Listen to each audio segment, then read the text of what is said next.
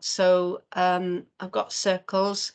We are going to record this session, so I hope that's okay with everyone. And as per the conversation just now, I hope we don't manage to lose it so that we can share it. The idea is that we'll share these sessions up on the HIW webpage, and we'll share a link. Our comms team will do that for us.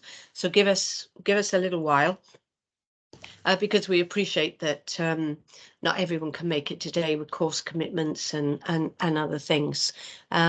So I'm Bev Frowen. I'm the Bursary Relationship Manager, and I've got my dear colleague Owen on the call, and I'll let Owen introduce himself. Yes, my name's Owen Daniel, and I'm one of the 2 Deputy Student Awards Managers. So we're responsible for administering the bursary scheme, processing the applications, and generating notifications for students to go to the universities for payments. Very useful guy, I think. And so he's always here to help out with questions about the finance and the assessment. Then I've got Ali. Over to you, Ali. Hi, as Bev said, I'm Ali. I support Bev and I am the Bursary Administrator. And as you can hear, Ali is from Oz, and we're very glad that she's here working in Wales. And if you receive emails from the HIW Bursary team, then 9 times out of 10, it's Ali that will have written it. Occasionally it might be me, but generally Ali keeps the wheels on the wagon and mans the inbox that I'll tell you about later. Okay, so just to remind people, this is a session for first-year students studying healthcare courses in universities in Wales, and who are thinking about taking the bursary or have already decided to take the bursary. So if that's not you, then this is your opportunity to jump off the call. I have been known myself to be on the wrong calls or in the wrong sessions, so just to make sure that you are here, and you're welcome to participate now. We've got about an hour, just over an hour. Okay, I'm going to try and share my screen with a very short PowerPoint presentation that just stops me rambling on forever. And I will try and put it as a big slideshow. Can people... I'm going to come out of that a minute because I've started on the wrong page. I'll start at the beginning and I'll upload it. And Ali, can you tell me when you can see that? Okay. So as I say, this is your chance to ask us questions directly and our chance to make contact with you. The aim of the session is simply that we introduce ourselves to you, make you aware that we exist within HIW, and our role in life is to offer support and to administer parts of the bursary scheme that is a Welsh Government policy. It's to give you information about the latest things affecting the bursary and how you can contact us if you've got any queries. And it's also to answer any immediate questions you've got about the terms and conditions of the bursary. That is predominantly our role, to govern compliance with the T's and C's, as we call them, of the bursary, and to give you links at the end so you can find out more information.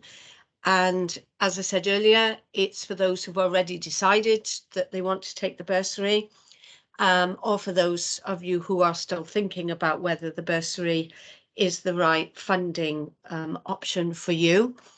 And as you know, you have 10 weeks from the start of your course to decide whether or not you want to take up the offer of the NHS bursary. So that's why we're running the sessions now, to try and enable you to fit in with those 10 weeks of when your course has started, to allow you to make an informed choice. It is possible to get out of the bursary afterwards, but it's quite difficult.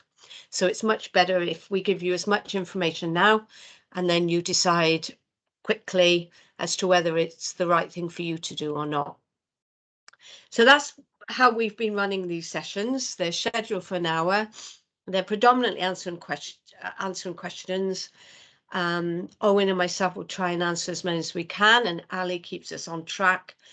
Most people have been using the chat bar. They found that more comfortable than turning on their mic or their cameras. So that's fine if you want to use the chat bar.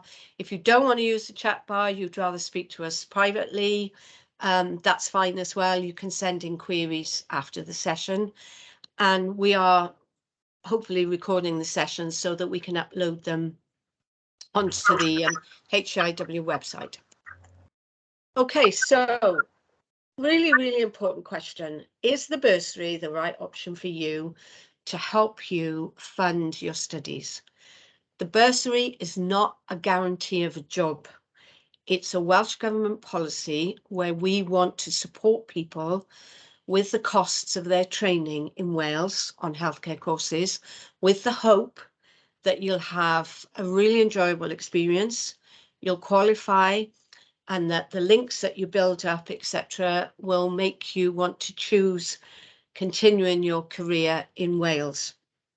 So that's predominantly why Welsh Government are so supportive of giving quite a significant amount of public sector money to individuals. You get your tuition fees and a range of other means-tested benefits. So is it right for you? Well, to start with, think about your location and your ability to travel from home at the end of your course to jobs that become available. It is an all Wales scheme, and there is an expectation that you will be able to be reasonably flexible in where you can work once you qualify. Now, we don't have a crystal ball, none of us do, and you've signed up probably for a 3-year course. Who knows what the world and your life is going to look like in 3 years' time. So it's a guessing game, but just bear that in mind, that if your personal circumstances already are restrictive in your ability to apply for jobs in different parts of Wales, you've got a mortgage, you've got kids in school, you've got some disabilities, you don't travel, you're pretty dependent on public sector, all sorts of things that may get in the way of you being able to go and work in different parts of Wales. Think about whether or not the bursary is the right option. Think about your preference for jobs as well, flexible hours. Are you aiming in the future to rotate around different hospitals, in which case you'll probably need to be able to drive? Think about night shifts, childcare, all those sorts of things, and whether or not you're going to be as flexible as you can when looking for jobs, or whether you're going to be quite restricted. Because at the end of the day, the bursary does place an expectation on you to work for 2 years within the NHS for a minimum of 22.5 hours a week, but we'd like you to work full time. We'd like you to be in a permanent job, but that's not always possible. So sometimes your first job might be fixed. And we would like you to be able to consider a range of jobs in different locations. So remember, the bursary is not a guarantee of a job, and you will be expected to at least consider suitable jobs that come on offer. Now, that said, most of the time the jobs are there, but they're not always in the right place. So that's why we stress that you will need to have a certain degree of flexibility in your personal circumstances. So, taking the funding option, now it isn't the only way that you can get money to help you with your living costs. And so things to consider about the bursary is, will you be able to live on the money? And that's a $64 million question anyway, isn't it? But, you know, do you think it's going to give you enough? And what's the difference between what you might get if you take the bursary and what you might get if you go down the self-funding, student loan, or use your savings or whatever? Will you have any finances to fall back on if things change, life gets a bit tough? or not? Is this going to only be your only source? Will your parents help out? Will your partner help out? Whatever. Think about that as well. Try and imagine the best you can. We know costs are going up. They're not likely to come down in the near future. So think about that as well, and think about where you're going to be living.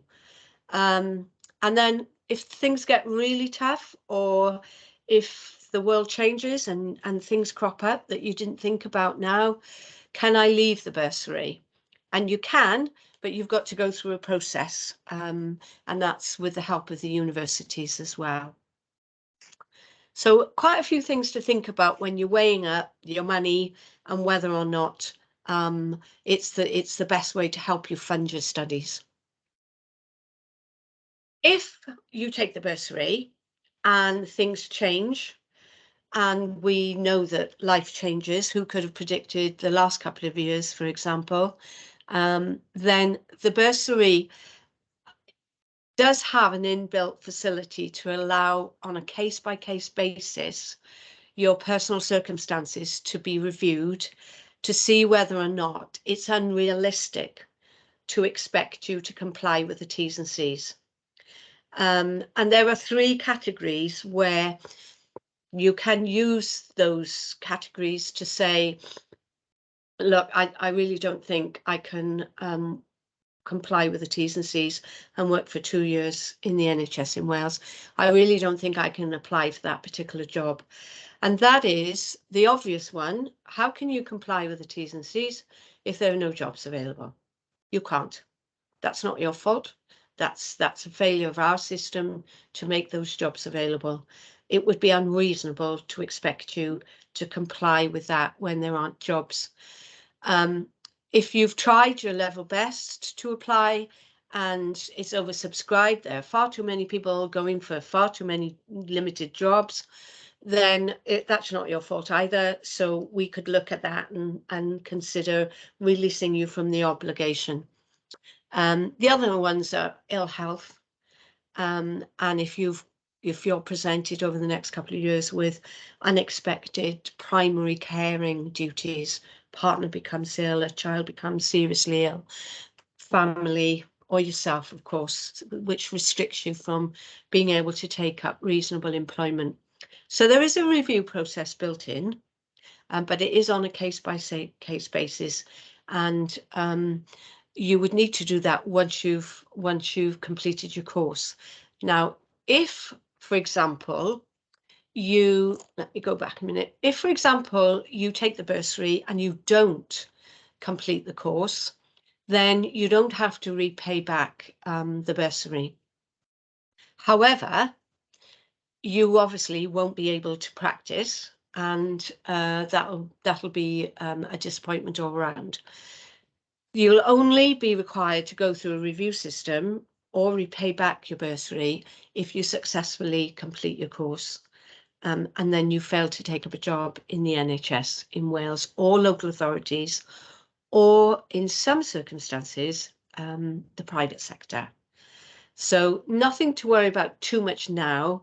I guess it's more about, is the funding option that's available if you take the bursary the best way for you for the next couple of years? Okay, this is an important page, and Owen will put in the chat bar his contact details. This is a dedicated email and a web page that, as I say, Ali predominantly monitors. We aim to answer our questions quickly. It's confidential and it's Monday to Friday. So you can use that, heiw.bursary@wales.nhs.uk. And then we aim to put relevant information up on the web page, the HIW web page. The bursary is being reviewed by Welsh Government. So if you do hear somebody saying, oh, the bursary is finishing, that statement is correct, but it's not finishing for you. So don't worry, you are in the system for the next 3 years whilst you're studying and the 2 years for the tie-in. There's no plans to change the existing bursary, but I just raise that because it's happening now and people are aware of it. And you might overhear and become anxious that, oh, you know, the bursary, I've chosen to take the bursary and it's all going to finish and crash around me. That is not the case for yourselves. Okay, that's the end of my short slideshow. The PowerPoint slides will, when we do the transcript as well, be up on our HRW website. So I'll stop sharing now. I'm going to hand over to Ali, who's going to monitor and try and, in a reasonable order, answer any questions that you have. And they'll either be for Owen or myself. So thanks, Ali. And if anyone's got any questions or want to put anything in the chat bar, away to go. We haven't had anything yet, so we'll just give them a few minutes. And usually it takes somebody to be the first. Have I forgotten anything? Oh, we've got a hand up. Oh, we got a hand up. Stephen Excellent, Green. excellent. Okay, hi. Yeah, hi, Bev. Sorry, this is on behalf of the Cardiff University, so representing that rather than a student. But one of the biggest questions that we get from students is what happens if I need to retake a year? Because there's obviously 3 years of funding available, and there is an either-or option in terms of student finance or the bursary. So it's how we can enable students to be prepared for that. Okay, I think we've already had this question, and it's a really, really important question. So thank you for raising it. And I think Owen had a fantastic answer yesterday. So I'm going to hand it over to you in the main. Yeah, so thanks for the question, Stephen. And yes, basically there is a 3-year funding cap under the bursary scheme. So in terms of a student having to repeat a year, there can obviously be a range of circumstances as to whether it gets approved or not. For example, if it was purely down to academic failure, for example, that's usually not approved. But if there were extenuating circumstances on like health grounds and you know, or something similar to that, it could be allowed. But where we have that 3-year funding cap, there's obviously a broad range of scenarios, but it might be that unless like the extenuating circumstances are approved, the student might have to take the loan route for that 1 year before reverting. Say it happened in year 2 and they had to repeat year 2. If they had to take the loan route for 1 year to fund themselves, they could then revert back for their final year to the bursary. Does that answer your question, Stephen? Yeah, so what we're saying is students can choose to withdraw from the scheme for a year and then return back to the scheme. Well, yes, but it depends on obviously the universities accepting them to repeat the year as well. They can't, if I'm aware, they can't sort of take extended time out during the course. No. What we're talking about here is that how they fund a repeated year if they, for whatever reason, they have to and there are no extenuating circumstances. They can withdraw from the scheme, take a loan, and then return to the scheme. Yes, like in terms of the process, it'd be looked at on a case-by-case basis, but that's kind of like the general overview of how it could be done. Yes, obviously look at the scenario around a particular student, but that option is available. Yes, to go down the loan route for 1 year, if repeat study wasn't approved, because as you said, to use one example, if it was just academic failure in that particular year, then after that funding from student loans, they could revert back into the bursary then for their final year, for example. Okay, is that clarified the situation, Stephen? Yeah, that's really helpful. Thank you. Thank you. Brilliant. Thanks for the question. Okay, we're getting some in the chat. The first one's from Courtney, and it looks to be for you, Owen. All right. Okay. All right. Okay. So the question is, I've received my notification of award letter from us at Student Awards. Yeah, so obviously there's quite a lot of detail on those notifications. In terms of the net payable award, so your specific question there, Courtney, what does that mean? That is the overall total that you're awarded for the year. So if I just reference one of them on a record here, when you look at any notification of award, it breaks down the individual elements of the funding. So you've got the basic award, the non-means tested grant, which is £1,000 standard. And then depending on the length of the course, there can be an extra week's allowance. But all of those add up to the net payable award, which is what you'll be given as the sum total for the year. And that's then broken down into instalments by a university. So I hope that helps with the question. And just to confirm as well, the university makes the payments, not you. That's right, yeah. So once it's been approved with us and that notification's generated, we send a payment schedule to the university, and then the university pay it in monthly, or it's either usually 10 to 12 monthly installments over the year. And that varies from university to university, doesn't it? It can do, yeah. And the payment dates will vary between university as well, yes, in terms of the time of the month they pay it. Okay, so essentially net is what she's going to get. That's it, yeah. Yes. Okay, and that's basically the next question from Zoe. She's had it confirmed, but she wants to know when she's going to get her money. Yeah, well, that does then go to the university, so they'll have a set payment date. Obviously, what happens at the start of every year, we send over a bulk schedule of everyone who's been approved up to that point. Anything after that gets sent over as and when they're done, usually on a weekly basis. And therefore, if you happen for whatever reason to have missed the first main payment date, our understanding is the uni can make a late payment to you, whether it's like, but as I say, once we've sent over that payment schedule to the uni, it's with them to actually make the payment. Okay. I think the next question is similar. Yes, from Liz. From Lim, that she wants to know the flow of the money. Well, the money goes to uni, doesn't it? And then yeah, she gets I mean, from Student Awards, we don't deal with any of the money ourselves. So the budget is like from Welsh Government. So in a sense, from a student perspective, you just get paid by your university.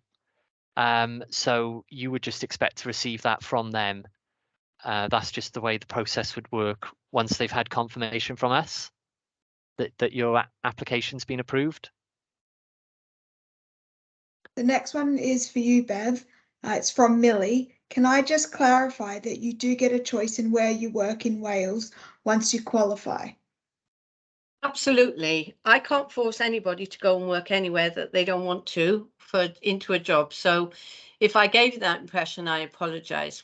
There is an expectation that you will have certain flexibility, and that by the time you are in your final year, you might have 2 or 3 or maybe 4 places in mind that you'd like to work. And that depends then also on the jobs coming up. So we don't force people, or we don't allocate people to particular health boards or local authorities. The choice is yours.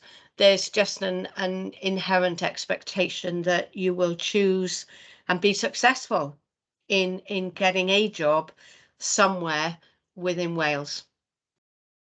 Okay. The next question, Owen, is from Liz again. Okay. They're asking, how often do these payments come through, and by how much at a time? So yeah, I think this kind of refers to my earlier answer. That's with the university in terms of our understanding is most of them paid over either 10 or 12 months over the course of the academic year.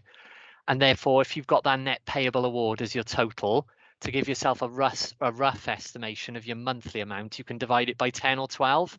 But the best case for that is to check with your university how often they're going to make those installment payments to you. Okay. Nia is similar to Liz. I'll let you read that one. Owen? Yeah, so phoned the Student Awards, was told it'd been approved if you've been approved, you would have had a notification of award sent automated to the email you registered your account with. So I'm not sure, Nia, if you've had that, because that would be the thing you'd be waiting for in the first instance. So when you registered for your BOSS account and submitted an application, you would have had to do an email address, submit the app, we assess it. I'm not sure if you've had, and if you've had the notification from us, the payment schedule would go after that. But depending on the university as well, we send them over at different times when the uni actually requests them. So there's a couple of things there which it would depend on what uni you are. But what I would say is, I referenced it in the chat as well. We've got a generic email address, abm.sas@wales.nhs.uk. So we ask that all application queries go to that address, because anyone in the team can pick them up, so you'll get a quicker response, and that's where we always have those emails to, rather than individuals. So Nia, if you're we could give you a better update if you wanted to email in on that scenario, and we could check through your account. But that's just the way the general process works in terms of when it's approved and such. Okay, Courtney commented back, so I'll let you, and then the next two from Beth and Millie seem to be very similar as well. I think what Courtney's referring to is on the notification of award itself. Yeah, we understand sometimes the terminology can be a bit confusing, because it does mention a parental contribution on the notification of awards. That doesn't mean that has got no reference to anything your parents need to pay. So it says parental or spouse contribution at the bottom of the notification under the net payable award. All that is, it's part of the calculation that's been done on the system. So when we input the figures for parental or spouse income, the BOSS system, does the calculation behind the scenes then, and generates the award based on the thresholds and the length of the course. So just to make that clear, parental contribution doesn't mean something your parents have to pay. It's what's been taken into account as part of the assessment based on their income. I think there's one about childcare. Yeah. How does the childcare payments work? So what happens is the bursary application is done first, and part of the built-in element of that is the dependence allowance, which does cover any dependents that you have, which would be children. And then the childcare application itself is assessed after that separately. So what will happen is you'll get a bursary award, like I was just referencing, the net payable awards, and then you'll get a secondary notification once the childcare has been assessed and looked at. But the childcare payments are added to your bursary to give one overall total, and that total then is broken down into those monthly payments. So from our point of view, we will send you a separate notification for childcare, so you'll know how much you've been given to pay your provider over the year. But it's for when you get the payments, then it's for you to actually make the relevant payment to your provider. Okay, so it's two separate assessments. First the bursary, then childcare. Whatever those two are added together, that goes to the university, divided by 10 or 12 on a monthly basis, and then you get the whole lot, and it's up to you to pay for your childcare. Yeah, and where I say the childcare is done afterwards, once the bursary's been done, the schedule for that will go over. So the childcare wouldn't hold up the bursary side of it. But once the childcare has been done, it can be added and the payments can be amended then based on the revised total. Hey. Millie has asked, how do you calculate how much my parents earn? What year is it based off? As in, is it similar to student finance where they calculate from 2 years ago or different? Okay, so if we take this cohort into account now, who are starting the 2022-23 academic year, it's always based on the most recent financial year. So in this instance, it'll be the financial year that finished on the 5th of April 2022.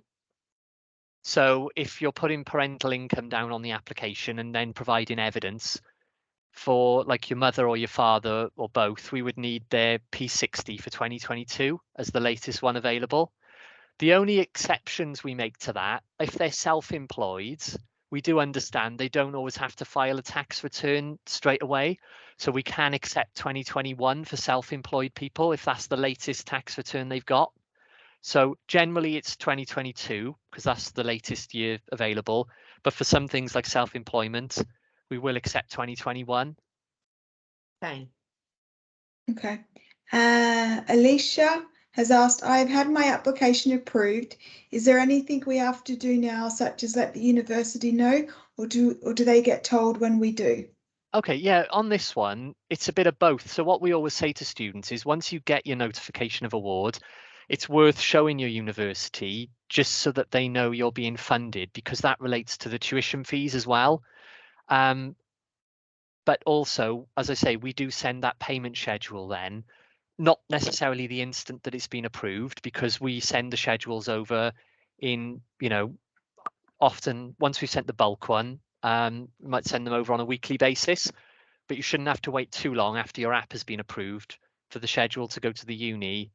So it's both of those really. So there's no harm if Alicia's got the notification. Yeah. There's no harm in her taking it and showing it to No, people. exactly. That would help, Yeah. wouldn't it? Yeah. But It you'll would send help. it anyway. Yeah. They might just be a bit out of sync. That's it. Yeah. Okay. Yeah. I referenced this on the call the other day, but for those people, probably most people and the people from the universities might not be aware, we're in the process of procuring a new system, which we're looking to be far more automated. So we appreciate some things might seem a bit long-winded at the moment, for instance, for students as well, where they've got to post the documents to the scanning office. The scanning office then scan them through to us for assessing. We're hoping for, it's not guaranteed whether we're hoping it's going to be for the spring cohort in March, April, that we'll have it in place, but it'll hopefully involve students just being able to upload all their evidence and just having one application which covers everything like childcare, DSA, expenses. So we're hoping for it to be far more streamlined. It's just we're only in the kind of going through the phases of that at the moment with the people providing the system. Okay. The next one is for you, Bev. Are we able to do bank work whilst taking to bursary? Yeah, so well, the short answer to that is yes, you can, because if you're a full-time student, we don't take your income into account as a full-time student. All we say is, like, obviously you've just got to balance it with your studies. So, you want to make sure you're obviously it's not affecting your studies. But from our point of view, we don't take student income into account as for full-time student. The only time we do is if you study in a part-time course, which there are a few of those on the system. But for most students full-time, who are full-time, basically, we don't take it into account. Okay, so the next one is from Alice. Is the bursary reassessed each academic year? I have supplied proof for my partner's income, and it has been found that I am not entitled to the dependence allowance or the parental learning allowance. However, our finances are a lot different to the last financial year. Yeah, so again, that happens quite a lot. So where I said this September now is being based on April 22, when you come to reapply for the 23-24 year next September, it'll be based on the financial year that will finish in April 2023. So we always assess the most recent financial year. And what that means is, yes, someone's income could change dramatically. Someone could get a pay rise, or unfortunately they could be made redundant, for example. So that's why bursary totals can vary from year to year. You won't always get exactly the same amount every year. And so, yeah. Ria has asked, what happened if you change your mind after qualifying and leave Wales? Oh, right. Right. Oh, crumbs. Well, then you have to repay back the tuition element of the bursary, which is 25,000, I think, at the moment. if you've qualified and completed the course, then yeah, the commitment is quite clear that we expect you, in return for that investment, to put 2 years into providing healthcare for people in Wales. Now, as I said, there is a review system that takes into account that circumstances change. So it would all depend on why you've changed your mind, basically. And we do have people who would like to work in Wales, but circumstances change and they are unable to.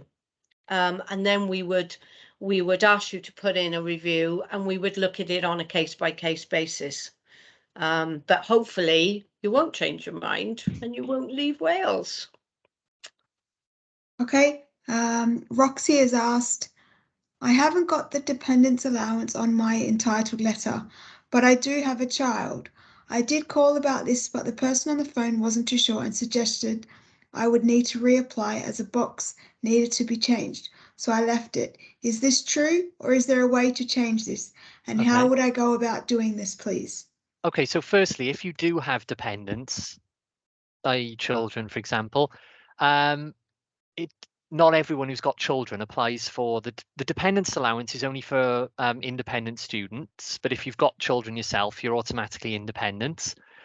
There's a specific question on the app. Do you wish to apply for dependence allowance? Now, if you say no, what it sounds like, Roxy, is you've said no to that question on the app, and therefore it doesn't get assessed, and you don't get asked for evidence for it, such as tax credits and child benefits. If you tick and therefore, if you wanted it reassessed, you'd have to submit a new application for this year, because once an app has been done, we only assess it based on what you've requested on that application. So there's nothing stopping you submitting a new application now for 22-23. In the meantime, you'd still get your payments of what you've already been given. But if you have a reassessment and we can add those dependence allowance on for you, you'll get a revised total, and then your payments will be modified by the uni. That sounds good. So she hasn't missed the boat. She's just got to exactly. She's just got to do another application on another app. Yeah, or the only other thing you may be saying is you've had your notification, and if you've applied for dependence allowance, not everyone gets it because it's means tested like everything else, but it still lists it on the notification as 0 if you've applied for it. So I'm not sure if that's what you mean as well, but if it's showing as 0 on your notification, it's because the income would be too high. Right. Okay. So childcare is means tested then. That's it. Yeah, like the other elements. All the other elements. Yeah. Okay. Roxy's saying that's fine. She'll get on that. Right, thanks. That's cool. That's everything. We're whizzing through all these, aren't we? To be honest, and they're nearly all Owen, so that's great. I'm having an easy time. Brilliant. What I stressed on the call yesterday is for all students, and if the universities are advising students, we always say apply as early as possible every year. But also, because we're looking at the most recent financial year, that doesn't finish till the 5th of April. So if a student, we try not to open the applications till after the 5th of April anyway, but if you had a student who applied in like February, they're not going to have the correct financial information at that point, because they're not going to have a 2022 P60 or final March payslip. So in that instance, we'd be rejecting it because it's too early. But the apps do open after the 5th. Looking ahead to next year, for example, the apps do open from the 5th of April, and therefore the earlier you get that application in, the earlier it can be approved. And if you're a new student, there's no commitment until, even though you've got to sign up to those terms and conditions, still do the application, even if you're not sure if you've got a confirmed place on your course, because you've still got that 10 weeks to opt out in year 1 without any penalty, rather than leave it till September and then be in a big queue of late applications. And that's going to delay your payments even more, because if it generates a query, it's got to go back through the system. And at the moment, we operate a 20 working day time scale. The apps are done in date order from the time they're scanned on. But what we're also hoping with the new system, when we get it is it'll be a shorter working time frame than 20 working days. Well, that's definitely the aim, for it to be a lot less than that. So it's 20 working days at the moment, but hopefully it'll be shorter in the near future. So get in early. That's the message. Yeah. Because once for you're instance, in the financial year, get in early. if it generates a query, which a lot of applications do, the student's got to post more evidence to Pontypool. It goes back into the work list. That's another 20 working days, just because we have to be fair to everyone and do them in date order. So someone who's done a returned query, but you might have someone who's obviously put their app in for the first time. We need to obviously, take it in stages so that everything's done in date order. We've got one that says I've not gotten a notification. He hasn't been notified of the bursary. Okay, yeah. I assume we've applied. That's the thing. There could be a whole range of. Just to go about that notification. Something else for students, if they check in terms of getting an update, they're welcome to email us. But what we also advise is there's relevant statuses on your account itself. So if you log into your boss account, it'll say one of a few things. It'll either say active, which means it's in the work list waiting to be looked at. It'll say pending, which means we've sent a query for you to submit more evidence and you should have had that email anyway. Or it'll be approved with a notification. With the pending ones, we always send email queries directly to the email you registered with. So you should always get that if you've registered with that email address, saying that's the one you want to use. So in terms of you not having got a notification yet, I would go on and check your account, see what status it says. If you're still a bit unsure, you can email us and we'll give you an update, or you can phone.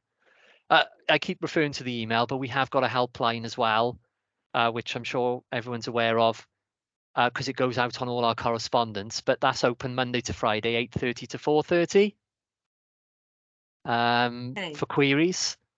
And then an assistant can check your account to give you a detailed update. And then Stephen's question there, I honestly don't know that, because that would be like a policy decision, I presume, from Welsh Government, perhaps. My understanding is that this is the subject of intense correspondence between HIW and Welsh Government, because of the feedback that my colleagues Denise Parish and Martin Riley, who do the commissioning of the courses and who manage the overall money for the bursary, they are getting intense information now about how the bursary payments are not keeping up with the cost of living, etc., etc. So I think the aim is that they will, but at the moment there is just quite frantic discussions, I believe, going on between Welsh Government and HIW to ensure that the current payments are reasonable and could be uplifted for inflation. But there's no, I haven't seen any new listing, and Owen, you would know that as well. So we haven't been notified of anything yet. No. What we do know is students are finding it difficult to manage, and there are numerous examples now of how the rising costs are placing an increasing burden on them, and they're having to do extra work or whatever, which we're very worried about, because what we don't want is for it to impact on your learning and on your ability to successfully complete the course. And it's logical, isn't it? If you're having to go out and work all hours, then that could have a detrimental effect on your learning outcomes. So I know HIW are very concerned about it, but they don't hold the purse strings. It's Welsh Government. Yeah, and I suppose added to that, we do get a lot of queries from students when they get their awards that, is that all I'm getting, or is there any more available? And from our point of view, our hands are tied on that, because we can only give what we only administer the scheme. So in terms of the amounts we can award, that's out of our control, you know. So if students query that, that's not something we can change. No. Yeah. Alice has put a very nice comment. I think you should take that, Owen. And oh yeah, thanks. and yeah, thanks, Alice, for that feedback. Yeah, thanks. I personally think that's great, because you know the SAS team, just, can you imagine how many queries and how much work they have to deal with? So that's Another really great. thing as Thanks, well, Alice. where we're hoping to get the working day timescale down when we have the new system, because it's hopefully going to be a lot more automated. But currently, where we operate the 20 working days, we are still currently, I appreciate a lot of students are waiting for a response or an update, and they might be in the work list, but we are over 2 weeks ahead of the first app that's due in the work list is still technically not due for 2 weeks based on our timescales. So we are going through them as quickly as we can. And yeah, I mean, that's the thing. We are working to our deadlines at the moment, meeting our deadlines well in advance. Okay, thank you, Owen. Carry on the good work. Okay. The only one thing I wanted to say, especially with all the queries for Owen, is that for the students to check their junk or spam folders for replies, because a lot of the time we do respond to emails, and sometimes I don't know if people have checked their junk or spam folders. I would imagine a lot of you already know to do that, but it's important to check, because you never know what email could arrive there. Definitely, that's a good thing to note as well. And I keep referring to this new system, which obviously, fingers crossed, is going to be as good as we're hoping, because we've got a lot of people involved, like IT, you know, senior management, etc., looking at what's going to happen. But we're hoping it'll have built-in prompts as well. So where we only send these one email at the moment, it will hopefully have prompts for the student, like, oh, your app is due in 1 week, or you need to send this evidence in within however many days. So they should get plenty of prompts then all the time to not miss any deadlines. Yeah, so I think, you know, that'll... We've got a late question coming from Ria. What's the latest I can apply for the bursary? Well, what you've got then is, if you're a continuing student in year 2 and 3, you've got the whole academic year to apply. In year 1, we are getting a bit of something to note, though. We are getting a fair few late applications now. We had a meeting with another HIW department last week about allowing these late applications, even though they're technically past the deadline. Because that's something we've noticed. A student has applied back last summer even for year 2 and literally not sent in any evidence since, and then literally sent it in the last week of August. Now, from our point of view, you know, there's nothing we could do about that, because the student has to send in the evidence. They are now being allowed to be assessed late, but linked to that, we always just stress students submit this evidence as soon as possible. The only difference is in year 1, you've got that 10-week deadline, like a cooling off period, where you need to have submitted your application to have it in the system, you know, within the 10 weeks. If you go, sorry, yeah. Sorry, Owen, I'm interrupting you, sorry, but no, I was so only for going Ria, yeah. What has she missed the boat, or can she get it in now? Yeah, because for instance, this is the other thing, the 10-week deadline will be different for every course in uni based on what the start date is. But no one's going to be past that 10 weeks yet, because we've only had September. So you can only have possibly had 4 weeks at the minute. The 10 weeks isn't going to take effect till like November or December time, depending on start dates. So there's still plenty of time from that. But if you go past the 10 weeks, that's when there could be implications. But I know HIW want everyone to have the chance to have that funding, which is obviously totally understandable. So if you were past the deadline, we'd have to speak to HIW then about just making the decision. So we had still got plenty of time. Yeah, still plenty of time. Okay. Kate wants to know if you have to do it every year. Yes, yeah. I think. So just I went through a bit earlier, if in case you weren't on the call, there's a new application every year. So as I was saying, if you've done your first year application now, the next year's applications will open after the 5th of April 2023. So the earlier you apply every year, the better. But it does get based on a new financial year every time. So yeah, new app every year. Okay, I mean that just takes into account that people's lives change. Yeah. Financial incomes change. Everything seems to change now at a remarkable rate. So you can only assess. What's interesting is you assess on the previous financial year. Yeah. Now something else to note though with that is that's what we do. However, we do have instances where we can offer something called a current year income assessment. What that means is, because we always base it on the last financial year, you might have had someone whose parents' income combined is like 70,000, so they're going to be over the threshold and only get the £1,000.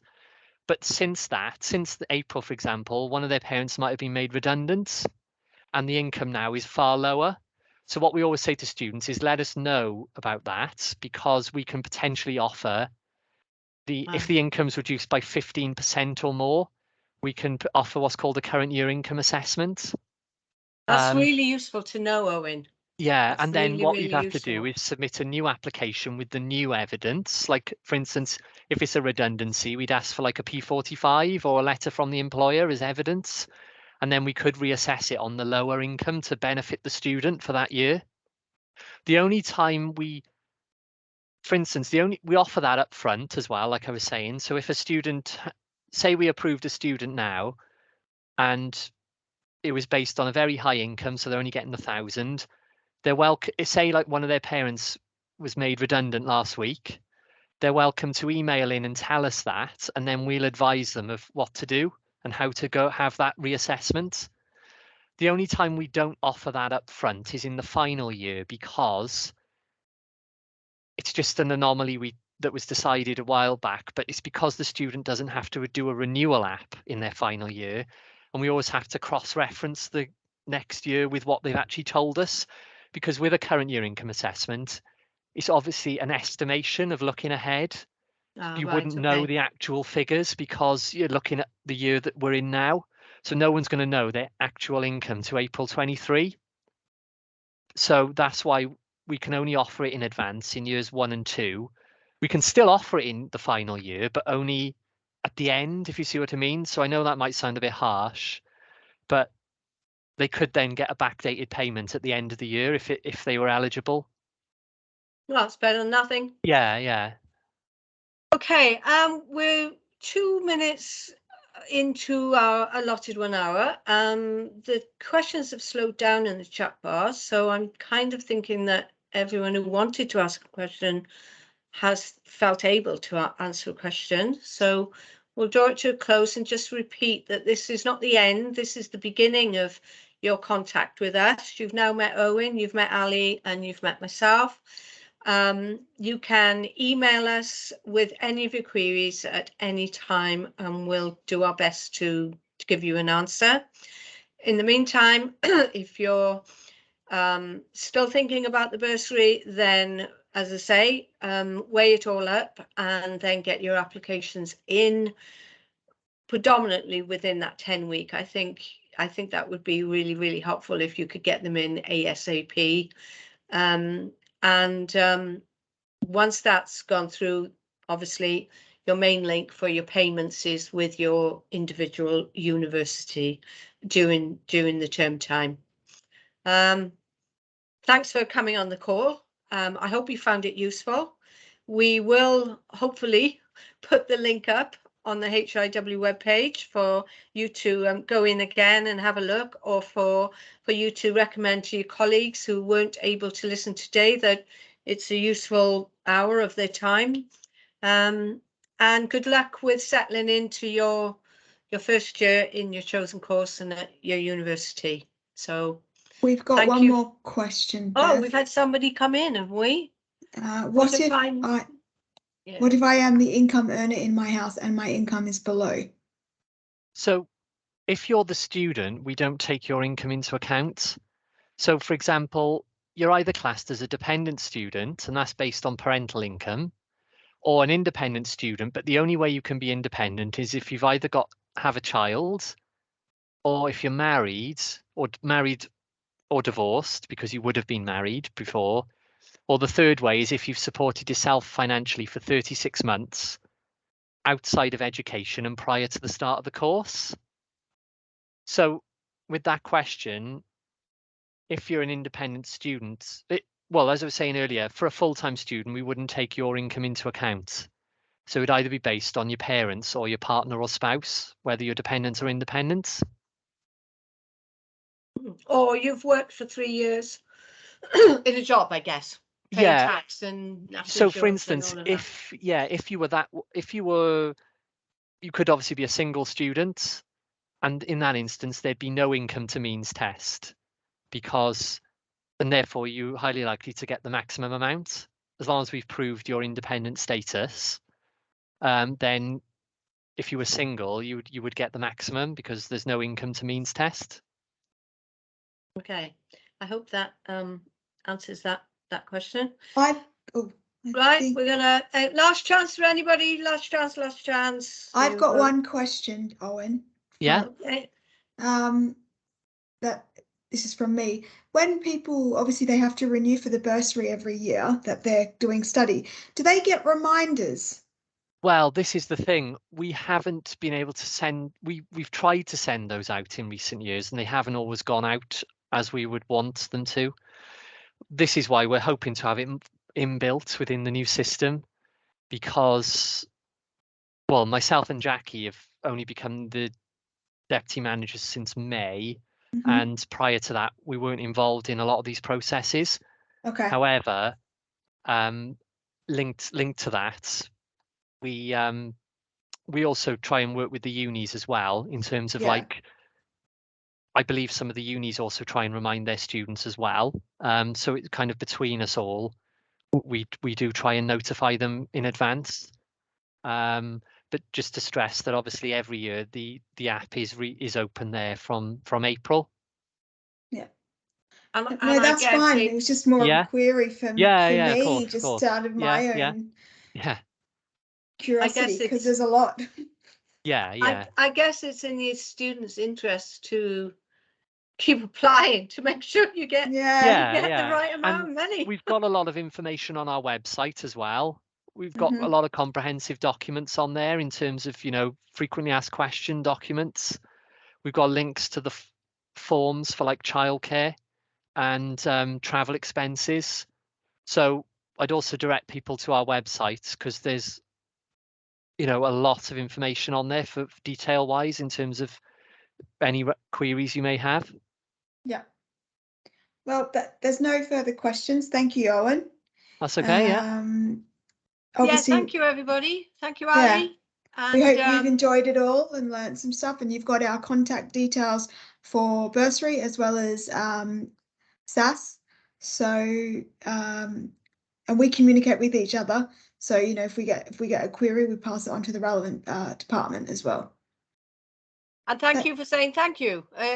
We'll continue doing what we're doing, and it's really good to get that feedback that these sessions are helpful. So thank you for that. Okay, over and out, and have good rest have a nice of the day. Afternoon all. All right, thanks. Bye-bye. Bye.